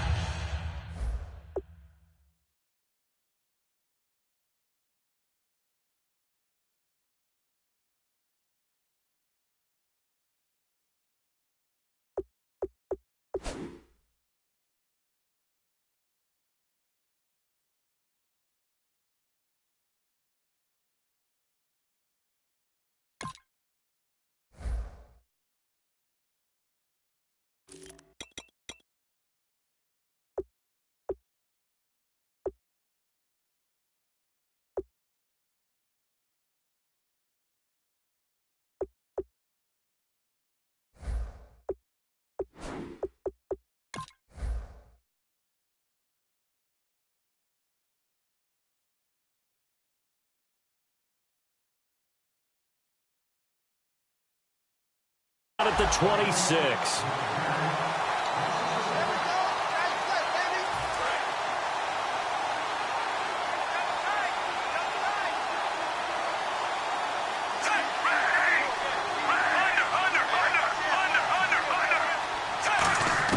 To throw on second down is Smith. And Hill with it over the middle. Brandon, another catch for Tyreek Hill. How do you defend him? Because kickoff return, punt return, catching the ball, whether it's a receiver out of the backfield, and, of course, you can run it with him, too. Well, let me give you some numbers from last year. To your point, 12 total touchdowns, 6 of them receiving, 3 rushing, and 3 in the return game. If you're an offensive coordinator and you can't diagram plays for this guy, turn in your clipboard. It's complete to Chris Conley. It's a gain of 6 on the play, and it'll be a second down. Simple slant route, and part of a really nice hard throw by the quarterback. Nice timing between the quarterback and the receiver. They were perfectly in sync, and he put it right on him on the inside route. On second down, here's Smith. They complete it to Hill. They give him 17 yards that time as that'll move the chains. And just a small glimpse there as to why they like this rookie so much. And that's why they lit up a little bit in our meetings with the coaching staff, didn't they? When we talked about him, they did. Yeah, you know, they like his work ethic. You know, this guy's running every route well in the route tree and getting better at it all the time, really honing his game. They expect a pretty good jump out of him as things continue to move on. This is the offense we're going to see coming up in this one, and Travis Kelce will be key. What a tremendous weapon he is, especially in the red zone. Knows how to find the end zone when running his routes. On second down, Jamal Charles. They find some open field here. And they're able to get this one past the 30 down to the 25. It's a 10-yard pickup, and it moves the chains. Let's just go ahead and state the obvious. You're going to want a big game out of that guy. Big-time run to get things started. But even more important, coming in on the road, trying to silence the crowd, take them out of it a little bit, slow down the emotions of the game, and get yourselves under control and feel like, yeah, we're going to be okay on the road. And a look at the Steelers' defensive unit. Cameron Hayward is a defensive lineman, but many of us, especially guys of my vintage, remember his father, Craig Ironhead Hayward, who was a running back. I think Cameron decided he'd rather hit people than be hit. Being chased out left. Caught, Kelce, left side. And able to break one tackle, but then quickly brought down. But a nice little gain. There are certain words that sometimes we overuse, but there's one that's really welcome on a player's resume, and that's the word breakout. And I thought Travis Kelce was one of the breakout stars of 2016 in the NFL. What a season he had with Kansas City. Over 1,100 yards. Now, to put that into perspective with everybody else that was catching the football for them, the next closest had 593 for the Chiefs. So, breakout year indeed. And for me, it's how he did it, because he did it in a variety of ways, whether he's an inline tight end, a guy who could split out and really become a wide receiver, and then when he caught the ball, he ran like he was a running back. First down and goal to go from the 7. They run it. It's Charles. And he'll be stopped just outside the 5 at the 6. Give him 2 yards on that one. Second and goal now.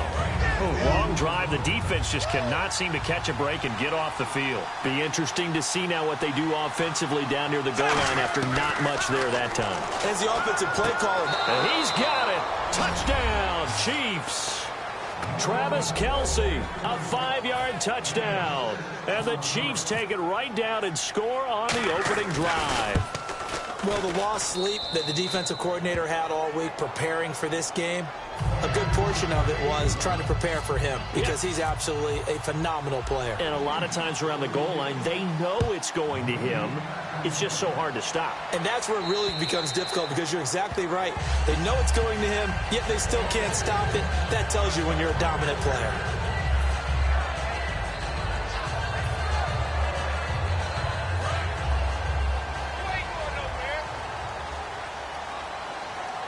They'll come out in the pistol. On first down, it's Roethlisberger. Oh, he's going to take a shot right away. And it drops down incomplete. Thought he might have had it. Instead, second down. Offensive starters time. Electric is certainly a word that comes to mind when you talk about Le'Veon Bell. Love the way that he reshaped his body coming out of college. A bigger, thicker runner while he was at Michigan State. Lost weight, became more of a whippet in the NFL. And now no one can tackle the guy, whether he's running it or catching it. And a glance now at the Chiefs' defense. Justin Houston is truly one of the elite pass rushers in the league. Knows how to get to the quarterback with a variety of moves. Now Roethlisberger. He rifles one that's intercepted.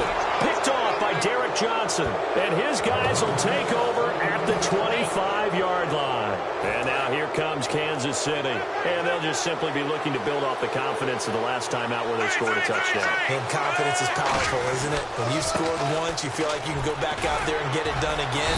Doesn't matter what the defense throws at them. They feel like they're in a groove right now, and they want to get out there and show it. Yeah, hoping to stay in that groove here this go-around. Offensive linemen love creating space for their guys carrying the ball, but when that guy also breaks tackles and creates extra yardage, they almost feel like he's one of them, and they really embrace him. Smith. And incomplete there. A nice hit. Jars the ball free and brings up third down. They had great starting position to begin the drive, but now they look up at a 3rd and 5. Out of the gun, Smith. And it's complete to Kelce. He didn't get the touchdown, but he did get the first down as he's tackled at the 1. And the defense with their backs against the wall a little bit here as the offense is in the red zone. From the gun, here's Smith. And that's caught. It's Kelce. Touchdown, Kansas City. Travis Kelce with his second touchdown here in this first half. And the Chiefs add on to their lead. Now he's having a nice little first half here, partner. And it's a first half that leaves us anticipating what can still come. I mean, 2 touchdowns already here through the second quarter. There could be plenty more before this game is over. This is taken at the 3. And a pretty good return here. He'll be stopped just shy of the 25 at the 24-yard line. And Pittsburgh getting set to take the field. And following the interception, we'll see what they can put together on this drive. I can hear my old college coach right now. He always used to tell us before every game, the team making the fewest mistakes will win. What they're hoping is that that last mistake is their only one of the game. Coaches, that's all they talk about, turnovers, right? Minimizing those and maximizing opportunities. Little lull in the action here to go over an offseason storyline that's kind of interesting. L.A. a couple years ago, they have no teams, and now they're going to have two with the move from San Diego to L.A. What does that mean for the league and for the Chargers? It seems like an easier transition, doesn't it, than St. Louis when they moved back to Los Angeles. Less culture shock. Less culture shock, less, There goes Green. And into the end zone. Touchdown, Pittsburgh. Ladarius Green, 75 yards. And the Steelers get the quick strike touchdown. Chris Boswell now for the extra point.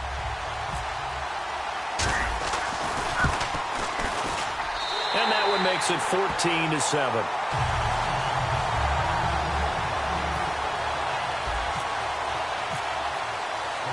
Boswell now to kick it away after the touchdown.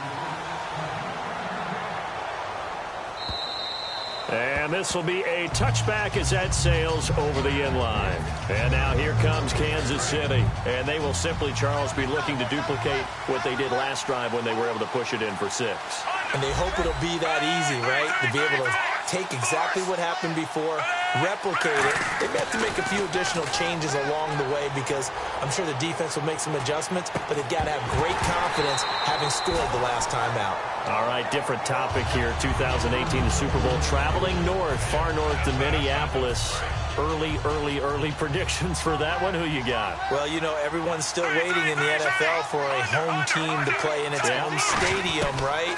So could the Vikings be that team? I'll start in the NFC, and I'm going to say no.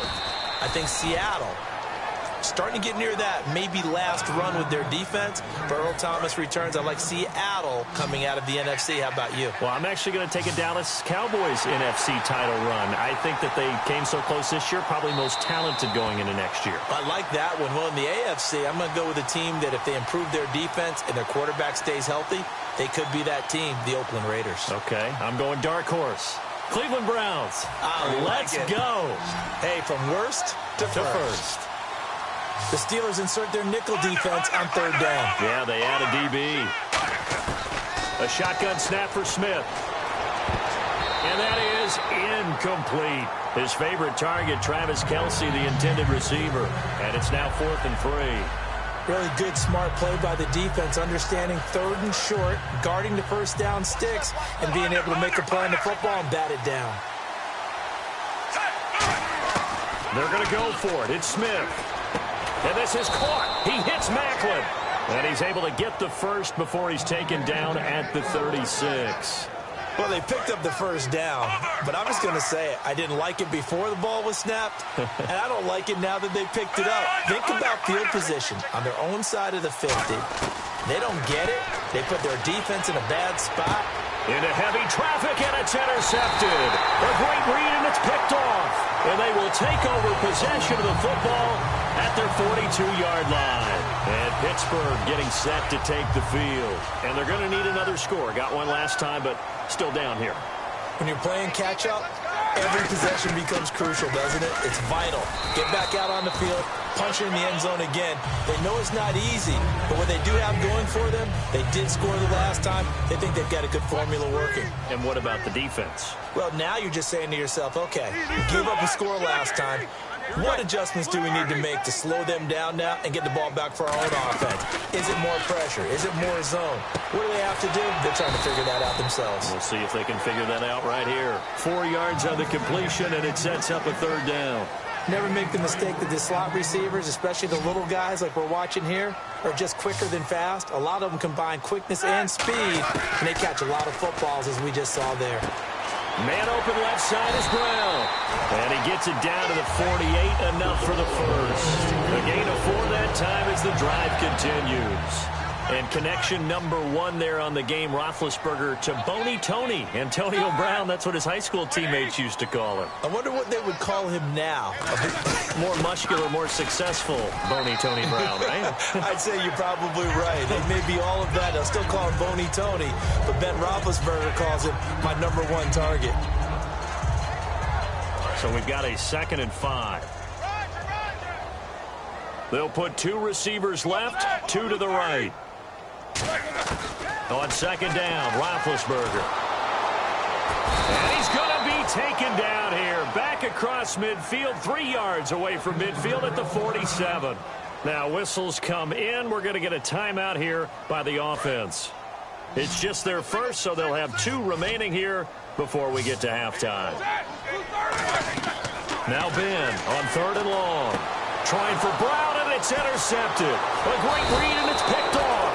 And he'll return this ball across midfield to the 47-yard line. And now here comes Kansas City. And following the interception, just any interception, are you a little bit more cautious when you start that next drive, or no, you just throw that out the window? I think you are. I don't think that there's any way you can run back out there and go, totally didn't affect me. Let's just go ahead and be loose with the football again. You're going to take care of it, but you have to be careful about being too cautious because now you can't run any offense at all. Still want to attack. We'll see how they attack them here. From the red zone now, Smith. That is caught at the 7-yard line. And the stop will come inside the 5 at the 4. That one good for 10 yards. And that'll make it 2nd and a foot or so.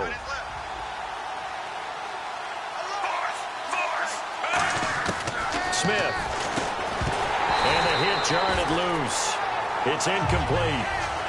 Travis Kelce, the Pro Bowl tight end, the intended target. And that'll make it 3rd down.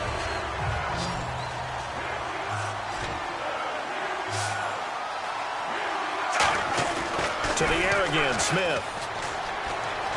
And he will score. Touchdown, Kansas City. Alex Smith on his way to a monster game. 3 first-half touchdowns. And the Chiefs are able to grow their lead. And that score gives them a little more separation and a bigger lead. A little more of a comfort zone now. They can do more things defensively, maybe take a few more gambles as they try to continue to extend their lead. Now after the touchdown, here's Santos to kick this one away. This is taken at the 3. Solid return, pretty good field position. They'll start at the 32-yard line. The Steelers offense now, they get ready to head back on the field. And the D-line pinching together must be expecting the run. Brown, the lone receiver left. Trying to shake off the interception. He'll look to throw. He's going to rifle one deep left side. And he knocks the ball away, and it falls incomplete. Well, I guess we just discovered that someone is certainly not going to sit back and just take it in this game, huh? No, they were trying to get that touchdown back in one shot. One shot, trying to help out his defense and let the other team know they were coming after him.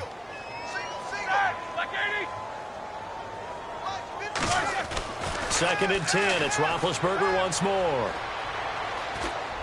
It's complete to Brown, right side. And he's taken down, but not before getting this across midfield and just shy of the 40. Brown finishing 2016 with over 1,200 yards, 106 receptions. Now for him, you know, people were expecting maybe some bigger numbers, Charles. What did you make of Antonio Brown's season? Well, what I made of it is that he started to get more help along the way. Jesse James developed at tight end. Once Le'Veon Bell got into the lineup, he started to catch passes out of the backfield and ate up a few numbers as well. So Big Ben had more targets to throw it to. That should help Antonio Brown going forward in 2017 because he'll still be the primary guy. But when you get help, well, you can make bigger plays downfield. It's up and good. This becomes a 21-14 ball game now.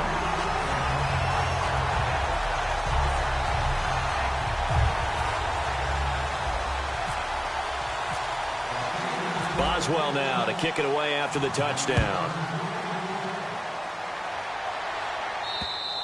And this will not be returnable. It's out of the back of the end zone for a touchback. So now here are the Chiefs as their offense makes their way back out onto the field. And we'll see how this is played. Offensively, they've got the lead. Not a whole lot of time left. What do you think, Charles? Well, it's tempting to try and add to your lead, but a mistake there, that can change things in a big way. I say go ahead, take the knee, get on out for the half. Let's look ahead for a quick minute. We don't have the schedules yet for next year, but what we do have are the 5 international games that will be played, 4 in London and then 1 again in Mexico. Jacksonville, Baltimore, Miami, New Orleans, Cleveland, Minnesota. Jeremy Maclin, the 20. And all the way in for a Kansas City touchdown. Jeremy Maclin, 75 yards. And the Chiefs strike quickly here for 6 points. And that'll give them a 2-score lead here, but I'm looking ahead. They just want to hold it for the final moments here in the second quarter. They don't want to give up anything on the other side. No, not at all, because if they don't, it almost had the feel of an imposing their will score. And right now, they want to make sure they keep that and carry it into the second half. And nice work on the return as they'll start their drive just past the 30-yard line. And Pittsburgh getting set to take the field. And with time quickly fading here in the second quarter, not sure how aggressively, offensively they want to play this. I think we'll find out just how much they trust their guy. And they get to him with a pressure as Roethlisberger goes down. Now hold everything here. We're going to get a timeout by the offense. And with halftime on the horizon, they'll be out of timeouts from here forward. And they're going to go soft on the corners. Now Roethlisberger to throw on second down. That'll be incomplete with 9 seconds now showing on the clock. Looked like he had an opportunity for a big play across the middle, but he didn't have the concentration or the focus necessary and dropped it before he could haul it in. From the gun on third down, it's Roethlisberger. He gets it to Brown, complete. And they're going to get this one all the way out across the 45. So 2 quarters down, 2 remain. Charles and I return after the break. Both teams appear ready for the fight ahead, and we resume action here in quarter number 3. This is taken at the 3. And not a bad return here. He gets it out to the 25-yard line. The Steeler offense now with a football first here to begin the third quarter. They have the ball here for the inaugural drive of the second half. Pretty big deficit, though. We'll see what adjustments were made in that locker room. And I never want to make something more important than it actually is, right? I don't want to create more hype than what is there. But this is I'm doing it, though. This is a really important drive. And we often talk about teams scripting plays to start a game. A lot of them script to start the second half, too. And they're scripting something that they expect to get them into the end zone and back into this game. We'll see if that script is a good one for them. It's a gain of 11 yards that time, and it produces a new set of downs. There's no doubt about it. That's just one of the best connections in the league. Big Ben throwing it to Antonio Brown. And Antonio Brown has turned himself into such a player. A low-round draft pick, but you can't beat his determination or work ethic. And Big Ben welcomes that. And Big Ben won a Super Bowl at 23, youngest ever to do so, has never looked back. Throwing again, it's Roethlisberger. Sammy Coates has it complete. 7 yards there, good enough to move the sticks. First down and 10 now for the offensive group. Well, clearly one of his advantages as a passer is his height, sit back in the pocket, fired over the middle.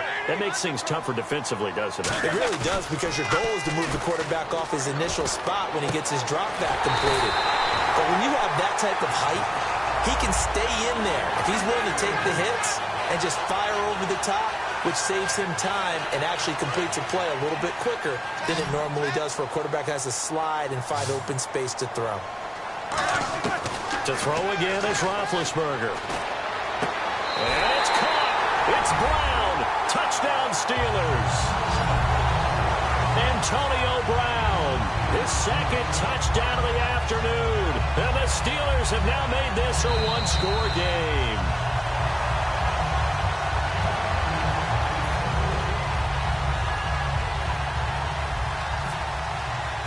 It took them an extra look, but they found out it is a touchdown indeed. The official says this one counts.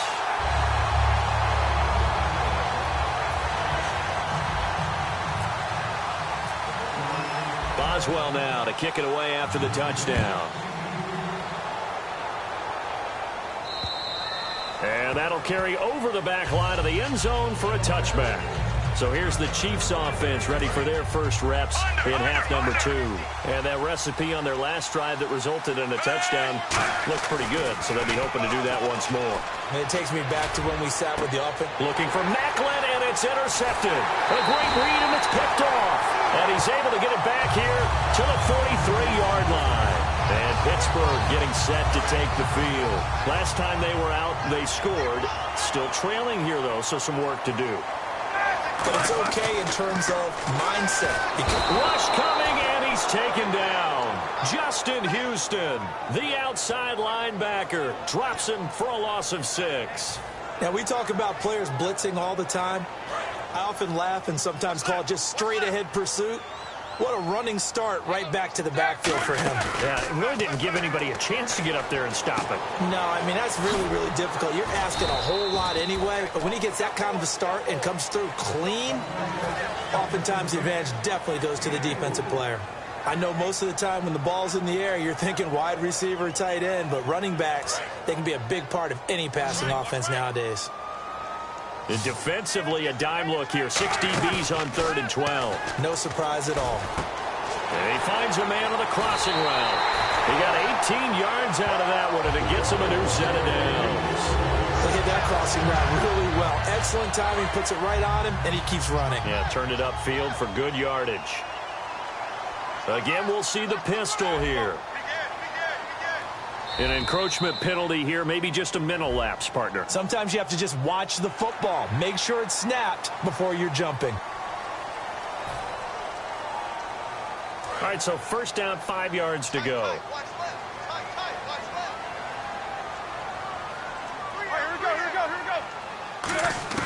Out of the gun, it's Roethlisberger. Goes underneath for Bell. And all the way down inside the 5 to the 4. 19 yards on the pickup there, and now they'll have it 1st and goal. In the red zone this time. Now Bell. And he's maybe going to get this back to the 4, but that's about all. They'll say no gain on the play, and it'll be 2nd and goal. And he got off the end there very quickly to make that play. Yeah, it was almost like the bullet train, wasn't it? I mean, just zoom. Quick, quick, quick. And what a terrific play, holding them to no gain. Now Roethlisberger nowhere to escape, and he goes down. Allen Bailey in there to pick up his 2nd sack now of the afternoon. And back at the 8 now. 3rd and goal. On 3rd and goal, Roethlisberger got his man. It's caught for a Steelers touchdown. Antonio Brown from 8 yards out. And the Steelers are an extra point away from tying this thing up. It's been quite the game for him individually. A trio of touchdown catches now. So pick a route, any route. Whatever you want him to run, he's going to do it and do it well and end up in the end zone. This has really been fun to watch.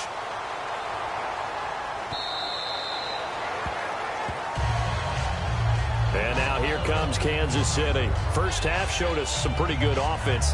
Tie game, we'll see what the second half brings. And it'll be interesting because I think both sides feel pretty good about what their offenses are doing. Got to wonder what adjustments are being made defensively to try and get a spark and maybe slow down the other side. But here, do you change up anything on this opening drive? Not offensively, you don't. You got everything going your way. You've probably prepared for maybe some change-ups you might expect, but overall, you like what your game plan's showing you.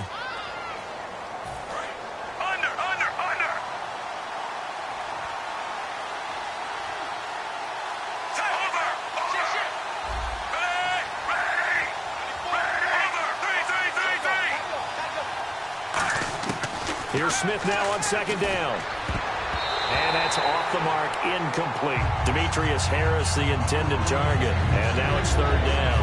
And that one was knocked away, and I think the defender's going to be a little upset with themselves. They made the play on the football, but that one felt like a forced pass by the quarterback. Thought he had someone open. He really wasn't. Maybe an example of having too much confidence in his receiver that no matter what, I'm going to throw it to him. And that was a play made by the defense, and it could have been a bigger one.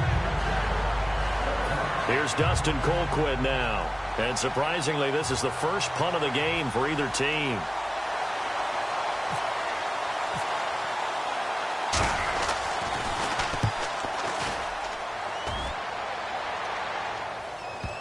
And this will pin him back deep. That's going to kick out of bounds right at about the 7-yard line. Now the Steelers offense gets ready to get back onto the field. Very tough spot here for the offense to start.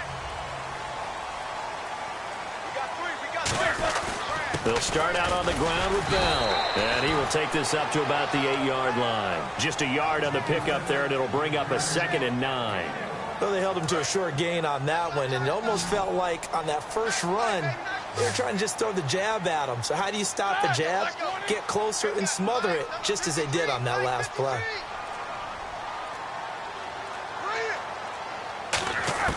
On 2nd down, here's Roethlisberger. And Green with a catch left side.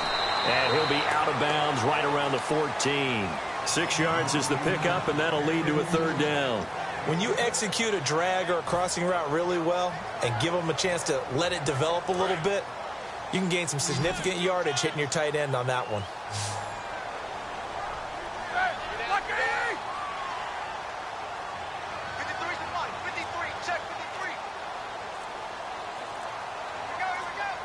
Play clock winding down.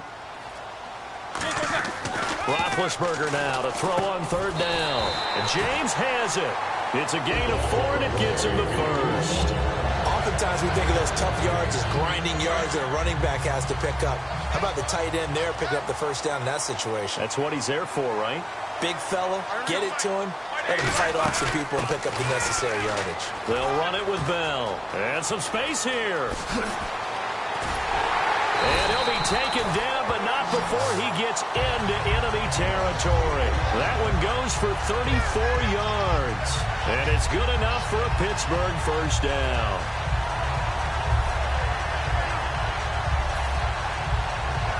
So after that big gain, let's see what else the offense has up its sleeve. And the play clock's running down. And they'll keep it on the ground with Bell. And this time they were ready for him as he's taken down at the line of scrimmage. Allen Bailey in on the stop. Well, I think we know by now that every run is not going to be broken and get all the way to the end zone. But these short ones still have their value. You can still set up your play action and throw the football. You control the clock because you have the ball and they don't. And often the physicality sets the tempo for the game. Now Roethlisberger. And he'll be hit as he releases it. And that'll fall incomplete. And the line to gain here is the 37 on 3rd down. And defensively, it's a nickel formation here on 3rd down and 9. On 3rd down, Roethlisberger. A hit as he throws there, incomplete. Eli Rogers, the intended receiver. And that brings up 4th down. Putting pressure on the guy throwing the football is always good. But when you can couple that with contact on him that leads to an incompletion, as we just saw there, that's winning football.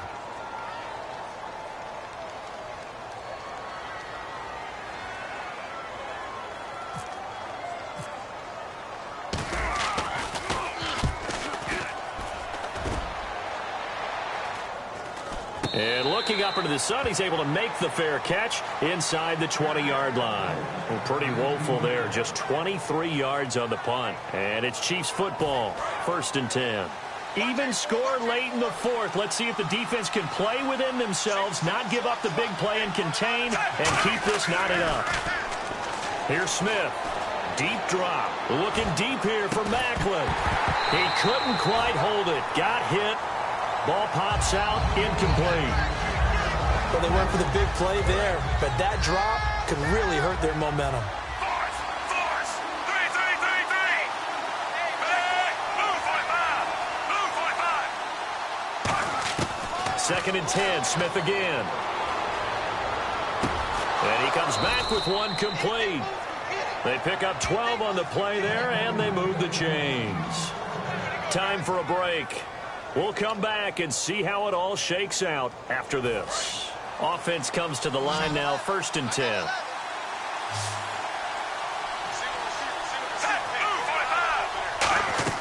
On 1st and 10, Smith. Screen pass to Charles. And he'll be brought down shy of the 40 at the 38-yard line. 7 yards there on the first down screen play. For a second there, I thought that might break big. Screen pass. Looked like it was coming together. Looked like there was an opening. Still, ended up with a solid game. Move, 45. 3. Smith. To the right side, it's Kelsey. And he'll be taken down, but not before he gets into enemy territory. There's a completion to the tight end, and I think that we're looking at something out of central casting, frankly. Absolutely. I mean, size, the hands. Speed, can flat out run. You put that whole package together, you light up the eyes of an offensive coordinator, don't you? Smith now to throw. And it pops free. The collision there jarred the ball loose and brings up second down. Unable to connect on the first down pass play. Now it's second down.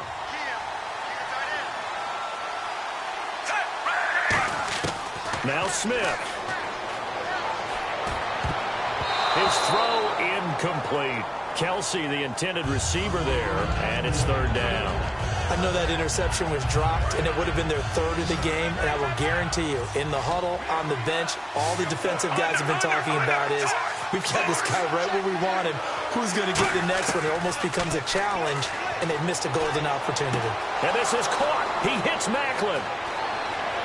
And that's a touchdown as they've broken our tie here in the final minute of the fourth. Well, any thoughts about overtime have ended at this juncture. That touchdown puts them up 6. I would imagine they'll kick the extra point now and rely on their defense. Yeah, rely on their defense. So a little bit of time left on the clock here in the fourth, but they got to feel good now. Now after the touchdown, here's Santos to kick this one away. And they will not get a chance to return this one as it's through the end zone for a touchback. And Pittsburgh getting set to take the field. They're down here in a one-score game, but the time, it's a factor, but it's not a huge factor right now, is it? It's really not, because this amount of time gives them a chance to run their offense. And, a crusher there as it's intercepted. Picked off by the safety here, Ron Parker. And he'll return this ball across midfield to the 47-yard line. And now here comes Kansas City. They have the lead, obviously, late in the game. I guess the good news for them is if for some reason they would make a mistake, a field goal does the opposition no good. Everyone loves to have a little bit of a cushion, and that helps you immeasurably. But the bottom line is, do all the things that you're taught in order to close out the game. Don't even let that become an issue. Yeah, but still a one-possession game. This one not fully over yet. On first down, it's Charles again. And he is going to lose yardage here. A loss of a full 3 yards, and now it's second down. Yeah, let me pump out my chest a little bit, even though I'm not rooting for either team. That was a really nice defensive play. It's awfully fun to watch, even in an offensive game.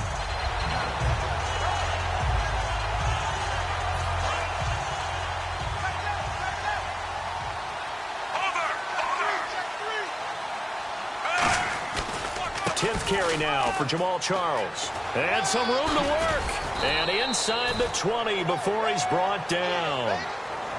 A lot of scoring. There's no doubt about that in this one, Charles. Points, they were not at a premium. They were pretty easy to come by. They were, but it was fun, wasn't it? Because both teams finding ways to click.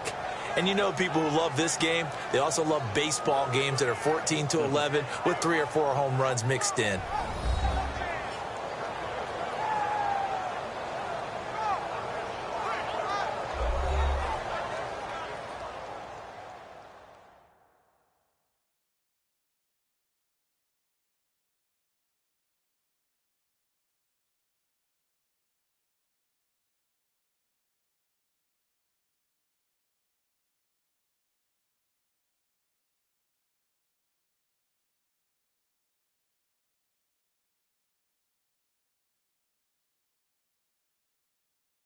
So that's a wrap for Charles Davis. I'm Brandon Gaudin.